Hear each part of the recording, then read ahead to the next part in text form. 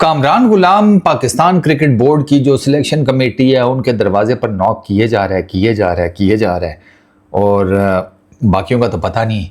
मैं केजी के साथ हूँ, ठीक है। फ़र्क सिर्फ इतना है कि केजी ज़रा थोड़ा सोफिस्टिकेटेड आदमी है तो वो नॉक किया जा रहा है और मैं मार रहा हूँ मुक्के। कामरान गुलाम नेशनल T20 में आपका हाईएस्ट रन्स गेटर है। कामरान गुलाम के 5000 के करीब फर्स्ट क्लास रन्स हैं, जिसमें 1800 हैं, कोई 50s हैं। कामरान गुलाम की 45 की आपकी फर्स्ट क्लास में बैटिंग एवरेज है। मल्टीपल टाइम्स वो आपका टॉप रन स्कोरर रहा है। कामरान गुलाम की 41 समथिंग की लिस्ट में एवरेज है और वहाँ भी 9-10 हैं।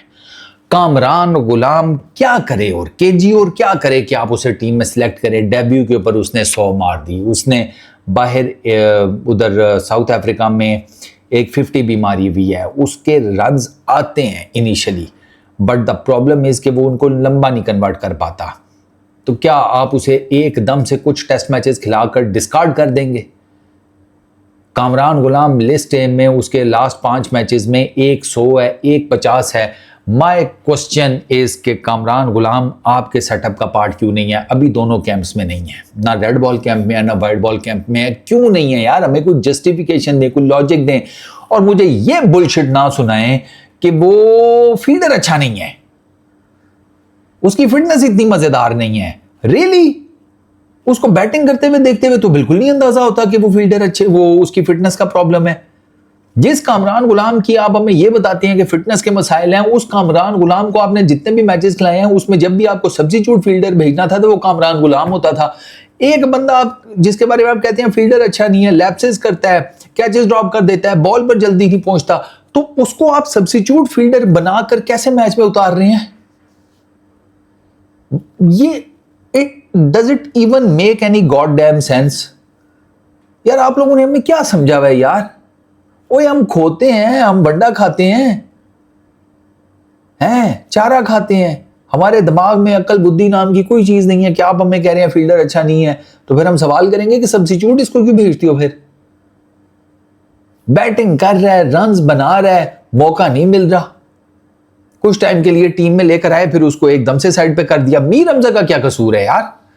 One of the best swing bowlers है वो आपके, ठीक है ही कितने आपके पास लेफ्ट आर्म स्विंग बॉलर्स? कितने हैं आपके पास? आपके पास 2 ही हैं टोटल, जिसमें से एक शाहीन है, दूसरा मीर हमजा का हमेशा से नाम आता है।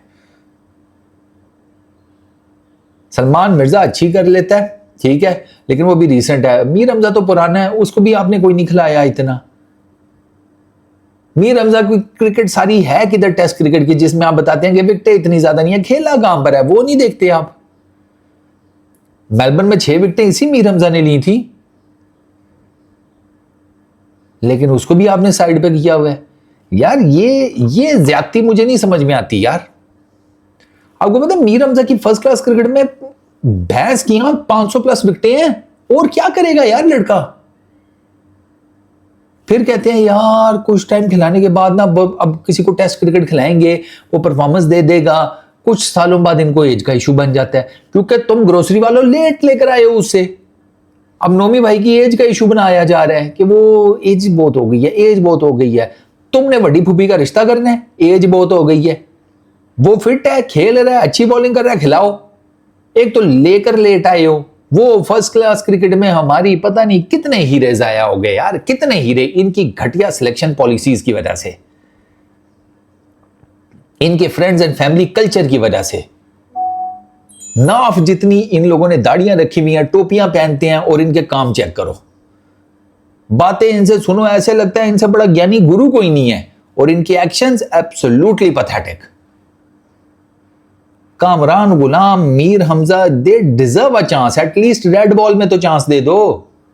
रेड बॉल में तो वैसे ही आपकी मंजी ठुकी पड़ी हुई है बैटिंग की, बॉलिंग आपके पास है कोई नहीं, तो कोई किसी जगह के ऊपर तो कोई चांस लो। अब प्रॉब्लम इज दिस, इंग्लैंड में बहुत परफेक्ट कंडीशंस है बॉलिंग करने के लिए मीर हमजा के लिए। आप पता है प्रॉब्लम क्या है? अगर आप मीर हमजा को लेकर जाएंगे इंग्लैंड, उसकी प्रिपरेशन क्या है पीछे?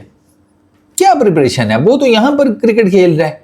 अब आप उसे इंग्लैंड लेकर जाएंगे, ये प्रिपरेशन तब होती जब आपने एक लंबा अरसा उसे रेगुलर रेड बॉल क्रिकेट खिलाई होती ना।